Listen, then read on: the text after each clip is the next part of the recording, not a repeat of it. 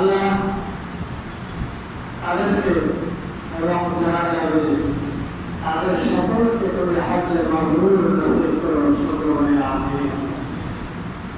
সম্মানিত মুসলিম কিরাম,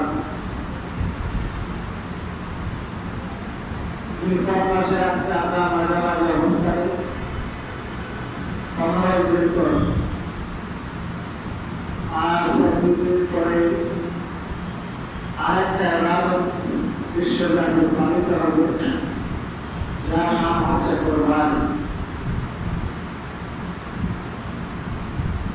কোরবানি সম্পর্কে আল্লাহ রাব্বুল আলামিন মহাগ্রন্থ আল কোরআনের সূরা হজ 26 নম্বর আয়াতে আল্লাহ বলেন, ওয়ালিকুল্লি উম্মাতিন জাআলনা মানসাকা, আমি প্রত্যেক জাতির জন্য কোরবানি এবং হজের ব্যবস্থা করেছি। লিয়াযকুরু ইসমাল্লাহ, যাতে তারা উল্লেখ করে স্মরণ করে আল্লাহর নাম, আলা মা রাযাকাহুমুল্লাহু মিন বাহিমাতিল আনআম, আমি আল্লাহ যে তাদেরকে চতুষ্পদ জন্তু দান করেছি, এই চতুষ্পদ জন্তুর শুকরিয়া স্বরূপ তারা যাতে আমি আল্লাহর নাম তারা উল্লেখ করে। সম্মানিত মুসলিম কিরাম, আয়াতের মাধ্যমে আমরা জানতে পারি কোরবানি এটা প্রত্যেক জাতির মধ্যে অতীত থেকে ছিল, এটাও আছে। কোরবান সম্পর্কে লক্ষ্য হচ্ছে আল্লাহর নৈকট্য অর্জন। আর শরীয়তের পরিভাষায় কোরবান বলতে বোঝায় পশু জবাই করে, চতুষ্পদ জন্তু জবাই করে আল্লাহর নৈকট্য অর্জন করার নাম হচ্ছে কোরবান। আজ থেকে আমরা এই কোরবানি নিয়ে ইনশাআল্লাহ ধারাবাহিক আলোচনা করব। আজকে আলোচনা করব সংক্ষেপে কোরবানির ইতিহাস। কোরবানি কখন থেকে চালু হয়, কিভাবে চালু হয়, এই ব্যাপারে আল্লাহ কোরআন সাক্ষী দেন। সূরা মায়েদা 27 নম্বর আয়াত আল্লাহ রাব্বুল আলামিন বলতেছেন, ওয়াতলু আলাইহিম নাবা ইবনাই আদম বিল হক ইয ক্বাররাবা কুরবানা ফাতাকাব্বালা মিন আহাদিহিমা ওয়া লাম ইউতাকাব্বাল মিনাল্লাহ ক্বালা লা আকুতুলান্নাক ক্বালা ইন্নামা ইয়াতাকাব্বালুল্লাহু মিনাল মুত্তাকিন। আল্লাহ রাব্বুল আলামিন আমাকে আদিত্য উদ্দেশ্য করে বলেন, নবী আপনি আপনার উম্মতের নিকট আলাপ করে শোনেন, পাঠ করে শোনেন আদম আলাইহিস সালামের ভূসন্তানের ইতিহাস সংবাদ পাঠ করে শোনেন, যথাযথভাবে সত্যভাবে। ইয ক্বাররাবা কুরবানা, তারা যখন দুটাই কোরবানি করেছে, ফাতাকাব্বালা মিন আহাদিহিমা, দুজনের একজনের কোরবানি কবুল করা হয়, ওয়া লাম ইউতাকাব্বাল মিনাল্লাহ, অন্যজনের কোরবানি কবুল হলো না। ক্বালা লা আকুতুলান্নাক, যার কোরবানি কবুল হয় নাই সে বলল, যার কোরবানি কবুল হয়েছে তাকে উদ্দেশ্য করে আমি তোমাকে অবশ্যই হত্যা করব।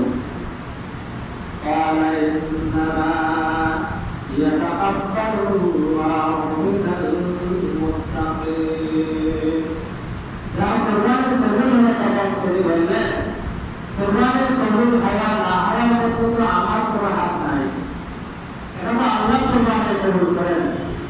তবে হ্যাঁ, আল্লাহ একমাত্র মুত্তাকি তাকওয়াবান আল্লাহওয়ালাদের কোরবানি ইবাদতই কবুল করেন। সুবহানাল্লাহ। কোরআন কারীমের আয়াতের মাধ্যমে আমরা জানতে পারি, মুফাসসিররা আমরা বলেন আদম আলাইহিস সালামের ভূসন্তান হাবিল এবং কাবিল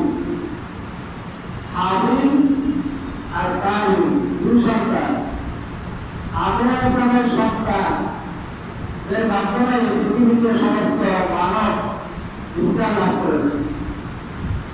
মা অবস্থানের গর্ভে একসাথে একজন পুরুষ আর একটা মেয়ে হতো, জনসংখ্যা হতো। এক গর্ভের মেয়ের সাথে অপর গর্ভের পুরুষের বিয়ে হতো। কারণ ধারাবাহিকতায় হাবিলের সাথে যে মেয়েটা হয়েছিল ওইটা একটা স্ত্রী ছিল না, কুৎসিত ছিল তুলনামূলক। হাবিলের সাথে যে মেয়েটা হয়েছিল তার সুন্দর ছিল, সুস্থির ছিল। শরীরের বিধান অনুযায়ী, আফগানিস্তানের শরীরের বিধান অনুযায়ী হাবিলের সাথে যে মেয়ে হলো তার সাথে বিয়ে হবে হাবিলের, হাবিলের সাথে যা মেয়ে হলো তার সাথে বিয়ে হবে কাবিলের। এর বিধান মানতে গিয়ে কাবিলের ডাক্তার বলে কুৎসিত মেয়েটা, হাবিলের ডাক্তার বলে সুস্থির মেয়ে। কাবিল এটা মেনে নিতে পারল না, সে বলল যুক্তি তারা বলল বললো যে না, এটা আমি মানি না, আমার সাথে দেখা হচ্ছে সেটাকে আমি বিয়ে করবো, তোমার সাথে যেটা হচ্ছে সেটাকে করবো।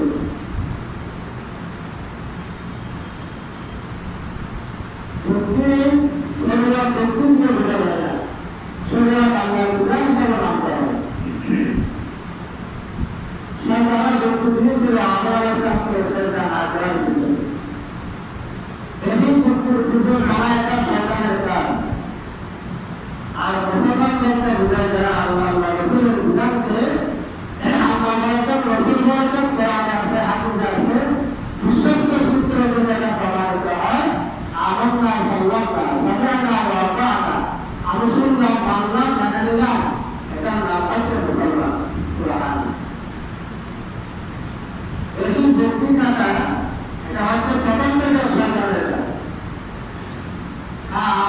আপনাকে জানতে হবে কোরআনে আছে কিনা, হাদিসে আছে কিনা, আল্লাহ বলেছে কিনা, রাসূল বলেছে কিনা।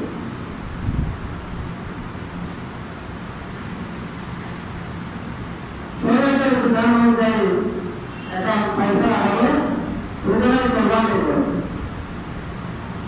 আল্লাহর নামে কোরবানি দেবে। হাবিল একটা তার উত্তম সুন্দর গোটা তাজা ভেড়া কোরবানি দিল। হাবিল তার কৃষিকাজ করত, কৃষি জিনিস কোরবানি দিল। প্রথম পশু কোরবানি করেছে আফগানিস্তানের সন্তান হাবিল। সে শরীয়তে কোরবানি করলে কোরবানির পশু যেগুলো সেগুলো খাওয়া মানুষের জন্য ছিল এবং কবুল হয়েছে কিনা এটা আসমান থেকে তৎক্ষণাৎ জানা যেত।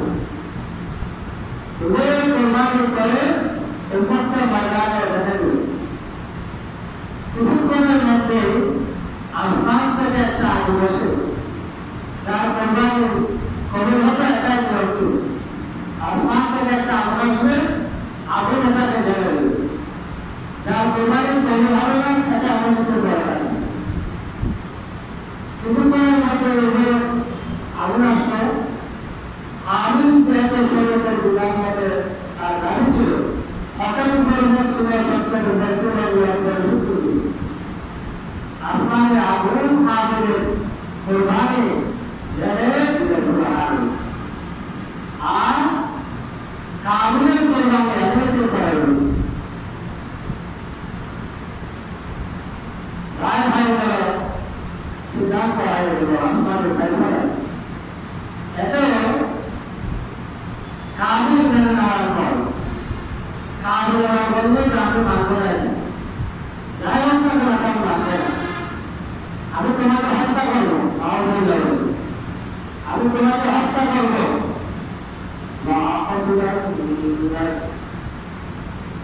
আমি তোমাকে হত্যা করবো।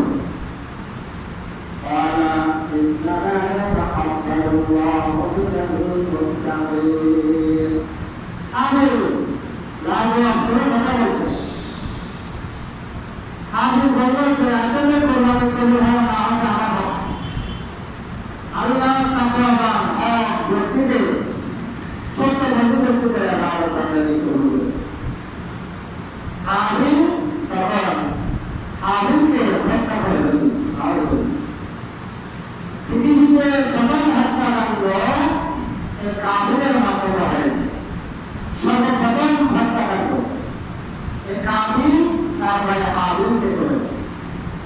নারী সংগঠিত কারণে প্রথম অপরাধের হত্যাকাণ্ডের অপরাধ যেহেতু কাবিল করেছে, সবাই একমত এর প্রত্যেকে যত হত্যাকাণ্ড অন্যায় হত্যাকাণ্ড পৃথিবীতে সংঘটিত হবে ওই প্রত্যেক হত্যাকাণ্ডের পাপের একটা অংশ কাবিলের আমল নামায় যুক্ত হবে। নাউজুবিল্লাহ। সেই থেকে আজ পর্যন্ত কিয়ামত পর্যন্ত যত হত্যাকাণ্ড হয়েছে হবে হচ্ছে প্রত্যেকটা হত্যাকাণ্ডে অন্যায় হত্যাকাণ্ডে এক একটি পাপের এক একটা অংশ কাবিলের আমল নামায় যুক্ত হয়ে আসতে হচ্ছে কিয়ামত পর্যন্ত হবে। নাউজুবিল্লাহ। এজন্য কোন খারাপ কাজ প্রথম কিয়ামত চালু করে সমাজের দেশে প্রথম চালু করল খারাপ বছর বছর যা ছিল না। ওই কারণে ওই খারাপ কাজটার কারণে সে শুধু নিজে অপরাধী হবে, শুধু অপরাধের সময় ভদ্র পায় না, তার কিন্তু এই কাজটা পরবর্তীতে যখন আমল করবে কাজ করবে অপরাধটা তারা যত অপরাধ হবে প্রত্যেকটা অপরাধের এক একটা অংশ যে চালু করেছে তার আমল নামায় কিয়ামত পর্যন্ত যুক্ত হবে কাপড়ে বলে নাউজুবিল্লাহ। এজন্য বলেন পূর্বতে এটা একই রাখারি ভালো কাজ করতে না পারলেও খারাপ কাজ করবেন না, খারাপ কাজের যে প্রচলনকারী হবে। যেমন আমরা বলতে পারি মেহেদুল ইসলাম নামে যে বেহায়াপনা মুসলিম সমাজে যারা চালু করেছে, প্রথম যিনি চালু করল যত অপরাধ হচ্ছে এই বেপরদার প্রত্যেকটা বেপরদার গুনাহের একটা অংশ যে প্রথম চালু করেছে তার আমল নামায় যুক্ত হবে না। কোন সমাজের মধ্যে প্রথা নাই মেহেদুল ইসলাম নামে মনে করেন বেহায়াপনাটা নাই। আপনি টাকা পয়সা হয়ে গেছে, ডেভেলপ হয়ে গেছে, নিজেকে অনেক কিছু মনে করতেছে, টাকা আছে, পয়সা আছে, ক্ষমতা আছে, আপনার সমাজে নিয়ে আপনি কাজটা চালু করেন, তারপরে দেখা দেখি অন্যরা চালু করা শুরু করেন। এখন ওই সময় ছিল না, কেন সাহস করে না, আপনি সমাজের মধ্যে কাজটা চালু করে দিয়েছেন, তাহলে ওই সমাজে আপনার পরে সকলে এই কাজটা করে গুণাগার করে গুণাহের তাদের আমল নামায় গুণার করতে না হয় ওখান থেকে একটা পাপের অংশ আপনি যিনি চালু করেছেন সমাজে তার আমল নামায় পরবর্তী খবর নিয়ে শুধু যতদিন ওই সমাজে ভক্ত হবে ততদিন পর্যন্ত আপনার আমল নামায় যুক্ত হবে। নাউজুবিল্লাহ।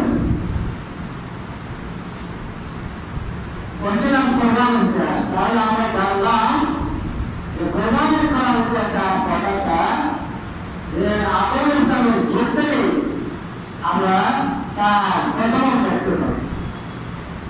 যদিও বা প্রত্যেক আদম ইসলামের সন্তানদের মাধ্যমে সেই যুগ থেকে কোরবানি করা সামনে আসতেছে, আমরা যে কোরবানি করি এই কোরবানি আদম ইসলাম থেকে করা কোরবানি অনুসরণ করে।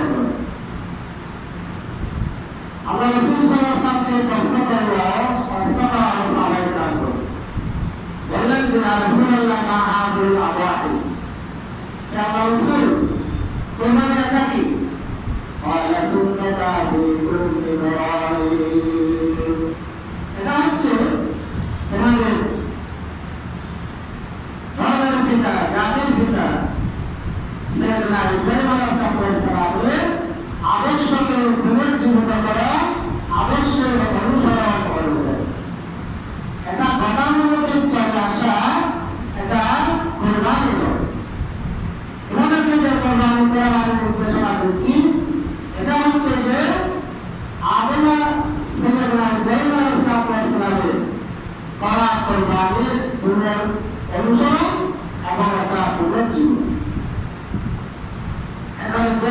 ইসলামের আদর্শ সেটা কি ছিল, সেটা কি? আল্লাহ রাব্বুল আলামিন কোরআনে কারীমের সূরা আস-সাফফা এর মধ্যে ইব্রাহিম আলাইহিস সালামের কুরবানির ইতিহাসটা ঘটনা সবিস্তারে বর্ণনা করেছেন। সূরা ইয়াসিনের পরবর্তী সূরা আস-সাফফা এই সূরার মধ্যে ইব্রাহিম আলাইহিস সালামের কুরবানির ইতিহাসটা তিনি বিস্তারিত বর্ণনা করেছেন। সংক্ষেপে যেটা হচ্ছে আল্লাহ বলছেন, আপনারা জানেন, আমরা সকলে জানি, এই পৃথিবীকে আল্লাহর পরে সবচেয়ে মর্যাদাবান হচ্ছে পয়গম্বর, সবচেয়ে আল্লাহর কাছে প্রিয় হচ্ছে পয়গম্বর। পয়গম্বরদের নবীদের চেয়ে প্রিয় কোন ব্যক্তি বা মানুষ আল্লাহর কাছে নেই। এখনো সত্য হাদিস শরীফে এসেছে, আশাকুল বালায়ে বালাউল আমবিয়া আল আমসালু ফাল আমসাল, সবচেয়ে বেশি পৃথিবীতে পরীক্ষিত হয়েছে পয়গম্বর। এরপরে পয়গম্বরদের আদর্শের উপর যারা যত বেশি থাকবে, পয়গম্বরদের নবীদের আদর্শ মতে যারা যত বেশি চলবে, তাদের উপর তত বেশি পরীক্ষা আল্লাহর পক্ষ থেকে। এক একজন পয়গম্বররা যতগুলো পরীক্ষার আল্লাহর পক্ষ থেকে হয়েছে, এগুলো দাসীহীন চলবে। এই কোরবানির তারা গান গেল, তাই ইব্রাহিম আলাইহিস সালামের উপর আল্লাহর করা পরীক্ষার একটা পরীক্ষা। আল্লাহ কোরআন থেকে বলছে, ওয়াইদুল্লাহ ইব্রাহিম রাব্বুহু বিকালিমাত, স্মরণ করে সেসবের কথা যখন আল্লাহ রাব্বুল আলামিন ইব্রাহিম আলাইহিস সালামকে কয়েকটা বিষয়ে পরীক্ষা করেছেন, অনেক বিষয়। তার মধ্যে একটা হচ্ছে কোরবানি। তিনি পরীক্ষিত হয়েছিলেন নমরুদের আগুনে নেতৃত্বে। পয়গম্বররা এক এক পয়গম্বর যে পরীক্ষাগুলো সম্মুখীন হয়েছিলেন, পরীক্ষাগুলো এমন যে ওই পরীক্ষায় তাদের আগে আগ্রহ সম্মুখীন হয়। আগে কেন যদি এই পরীক্ষায় লিপ্ত হতো, তাহলে পরীক্ষার ফলাফল কি তা জানা যেত। পরীক্ষাগুলো এমন যে আগে কেন পরীক্ষিত হয় না এগুলোকে, তারা এগুলোর ক্ষেত্রে তাদের ইমানি পরীক্ষা হয়েছে, ইমানের দৃঢ়তা প্রমাণিত হয়ে গেছে। ইব্রাহিম আলাইহিস সালাম তিনি প্রথম অনেক পরীক্ষার মধ্যে পরীক্ষিত হলেন, আমলে নেতৃত্ব হলেন।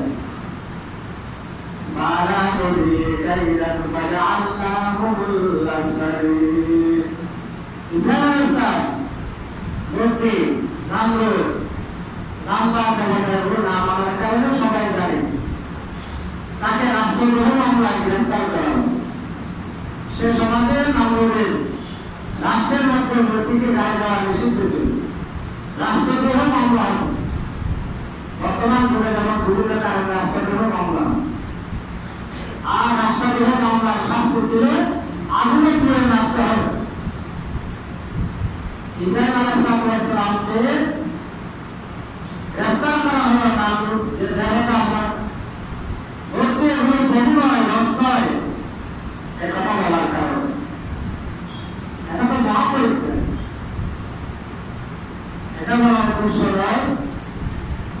সবাই তো এক মাস কাছে ইবনে কাসির লেখা হয়েছে, তাকে শাস্তি দিল কেন, তার দিল জাতি, সবাই তার বিরুদ্ধে চলে যাবে। কেমন ইব্রাহিমের পক্ষে পুরো জাতি, পুরো রাষ্ট্র তার বিরুদ্ধে। আমরা যেমন এখন আসবে না, একমত করে চলতে হবে, এই কথা হবে, এই কথা পয়গম্বররা করে নাই। আমি এখন কিভাবে বলবো, এই কথা বলা বলে নাই। পুরো জাতি একদিকে ইব্রাহিম আলাইহিস সালাম, একদিকে তিনি হকের কথা, সত্যের কথা, কল্যাণের কথা বললেন, গ্রেফতার হলেন। তাকে শাস্তি দেওয়ার জন্য তাকে আগুনে পুড়ে মারা হবে, এটা দায় ঘোষণা করে দেওয়া হবে। পুরা জেল প্রহার করছে, তাফসীরে লেখা আছে 1 মাস পর্যন্ত লাকড়ি জমা করা হয়েছে। একটা লোককে ঘোরার জন্য 1 মাস পর্যন্ত লাকড়ি জমা করা হবে। যাতে এটাকে কত বড় ভালো কাজ মনে করেছে, যাদের কোনো টাকা পয়সা নাই, টাকা পয়সা আছে তারা তো টাকা পয়সা দিয়ে সহযোগিতা করবে রাষ্ট্রকে, যাদের নাই যেটা ওই সময় তফসিলে রাখতেছে কারণ যদি আমরা যখন রক্ষণ করে আমরা ওই জায়গাটা দাওয়াত করাবো মসজিদে ওইগুলো ওই 1 মাসের সময়ের মধ্যে ইব্রাহিম আলাইহিস সালাম যখন রাষ্ট্রগুলো মামলায় গ্রেফতার হলো তখন এই ধর্মদের লোকেরা মান্নাত করতো আমার এই লোকটা বলা হবে আমি ইব্রাহিমকে আগুনে পোড়ানোর জন্য যে করতে হবে সেখানে এত টাকা লাকড়ি দেবো সকল ভাবে আরো রয়েছে। ইব্রাহিম আলাইহিস সালামকে জাতির সামনে কত বড় ঘৃণিত ব্যক্তি হিসেবে তারা চিন্তিত করেছিল। এই কাজটা অতীত হয়েছে চলে আসছে এখনো সর্বপক্ষে আমার পর্যন্ত শয়তানরা নাস্তিকরা এই কাজগুলো করে দেয় যা ইব্রাহিম সাহেব আগুনে নিক্ষিপ্ত হয়। এটা একটা বড় ভূমিকা তখন আধুনিকতা বসন পর্যন্ত করে নেয় সুবহানাল্লাহ। সেখান থেকে বাইরে হলেন, এখানে তো অনেক চেষ্টা করলেন লোক হচ্ছে না, আল্লাহ আদেশ দিলেন এখান থেকে চলে যাও, এখান থেকে চলে যাও ইব্রাহিম। ইব্রাহিম আসলাম যেখানে দাওয়াতের কাজ করেছিলেন সেটা হচ্ছে বর্তমান ইরাক। সেখান থেকে তিনি সিরিয়ার উদ্দেশ্যে যাত্রা করলেন আল্লাহ আদেশে। যাত্রা করতে সাহারা আসলাম এবং দ্রুত করা পুরো ইরাকে ইব্রাহিম আসলামের দাওয়াত আর কেউ কবুল করে নেয়। প্রতিমধ্যে মিশরের সম্রাট তার কারাগার থেকে তার কন্যা হাজরাকে সারার সাক্ষাতের জন্য দিয়েছিল। সারার কোনো সন্তান ছিল না, সারার প্রস্তাবে ইব্রাহিম আসলাম তাকে বিয়ে করল। ইতিমধ্যে সন্তানের বড় আগ্রহ ইব্রাহিম আসলামের অন্তরে এসেছিল। স্বাভাবিক পুরুষের বিয়ের পর কিছুদিন না যেতে যেতে মানুষের সন্তান পাওয়ার একটা আগ্রহ সৃষ্টি হয়ে যায়, না দিলে তাদের মধ্যে একটা অস্থিরতা চলে আসে। ইব্রাহিম আসলাম তখন ৮৬ বছর আল্লাহর কাছে আবেদন করছে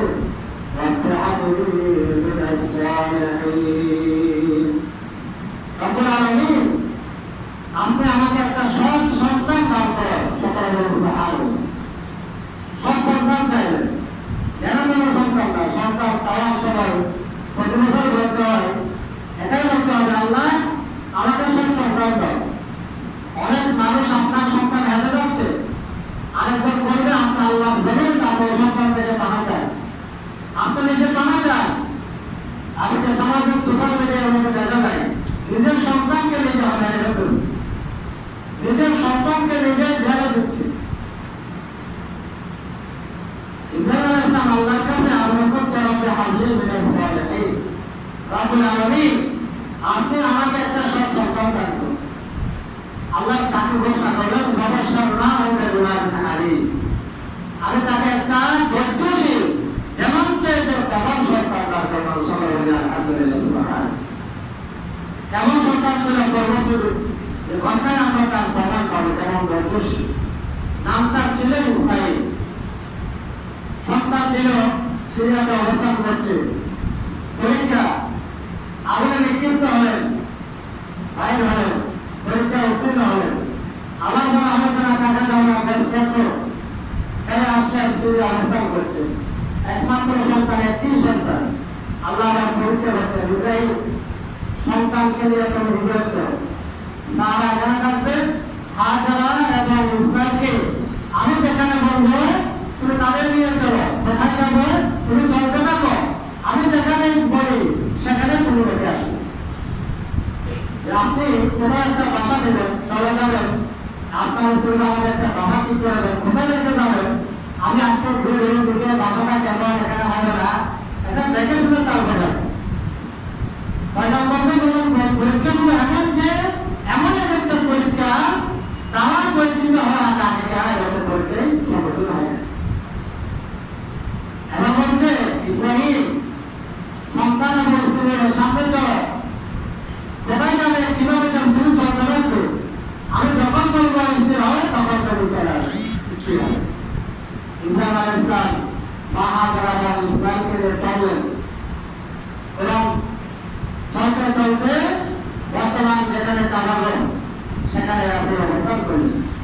বললাম তুমি এখানে এদেরকে এখানে রেখে তারপর যেখান থেকে এসেছো ওখানে চলে যাও। সুবহানাল্লাহ।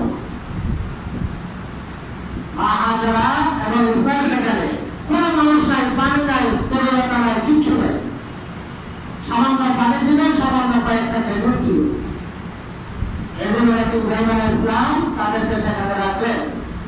রাখার পরে উঠে চলে যাচ্ছে।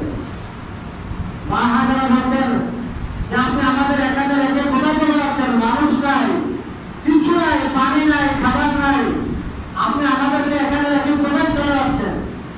আল্লাহ তাআলা দিয়েছে কোনো কথাই বলা যাবে না। কোনো কেউ বুঝছেন না ইব্রাহিম আলাইহিস সালাম কি দেখতেছেন। তারপরে পিছনে হাজারা সাহাবাদের কথাই বলা আছে। এই অবস্থায় মা হাজারা এখন বললেন যে একটা কথা বলার তাহলে আপনি কি আমাদেরকে এখানে আপনার সিদ্ধান্ত রেখে যাচ্ছেন নাকি আল্লাহর সিদ্ধান্ত রেখে যাচ্ছেন? তখন ইব্রাহিম সালাম জবাব দিলেন, না, আমার সিদ্ধান্ত নয়, আল্লাহ রাব্বুল আলামিনের সিদ্ধান্তে আমি তোমাদেরকে এখানে রেখে যাচ্ছি। মা হাজারা বলে উঠলেন, ইদাল্লাহ ইউদাইয়ুনাল্লাহ, আমার একটা বিশ্বাস যে আল্লাহ আমাদেরকে এখানে ধ্বংস করবেন না। সুবহানাল্লাহ। যখন আরাম হয়ে গেল তখন ইব্রাহিম আলাইহিস সালাম কাবাগর মধ্যে হয়ে আল্লাহর কাছে দোয়া করছেন, রব্বানা ইন্নী আসকানতু মিন যুররিয়্যাতি বিওয়াদিন গায়রা যী যার'আন আনতা বাইতুকাল মুহাররাম। রব্বুল আলামিন, আমি আমার পরিবারের একটা অংশ এখানে তোমার ঘরের কাছে রেখে চলে যাচ্ছি। রব্বানা লিয়ুকিমাস সালাত। রব্বুল আলামিন, আমি তোমার কাছে আহ্বান করছি আমার এই পরিবার পর্যন্ত তুমি নামাজ করে দিও। আপনার পরিবার আপনার সন্তানকে নামাজ করুন, আপনাকে আপনার করতে হবে। প্রকৃত নামাজ বলুন, মসজিদ থেকে বলেন আপনার ছেলেকে, তাকে আর চিন্তা করতে হবে। ইব্রাহিম আলাইহিস সালাম দোয়া করছেন, আমি আমার পরিবার এখানে রেখে যাচ্ছি, আল্লাহ তাদেরকে নামাজি করুন। তারপর দোয়া করছেন এখানে খাবার নাই, আর কিছু নাই। وجعل أفئدة من الناس تهوي إليهم وارزقهم من الثمرات لعلهم يشكرون। যেন তোমার রহমতগুলো পেয়ে তারা তোমার শুকর আদায় করে। সুবহানাল্লাহ। আল্লাহ রাব্বুল আলামিন ইব্রাহিমের সামনে দোয়া কবুল করলেন। লোকের লোকারণ্য হলো, নামাজি হলো। এরপরে এমন কোনো ফল পৃথিবীতে হয় না যা আল্লাহর ঘরে বরকতে পাওয়া যায় না। সুবহানাল্লাহ। ওখানে কোনো ফল নাই, পৃথিবীর এমন কোনো ফল নাই যেটা আল্লাহর ঘরে পাওয়া যায় না। ইব্রাহিম আলাইহিস সালামের পরীক্ষায় উত্তীর্ণ। এরপরে দ্বিতীয় পরীক্ষা কোরবানির ইতিহাস ইনশাআল্লাহ আমাদের আলোচনা করা হবে। আর যারা খবর দেওয়া সারাটা সেবা করতে তারা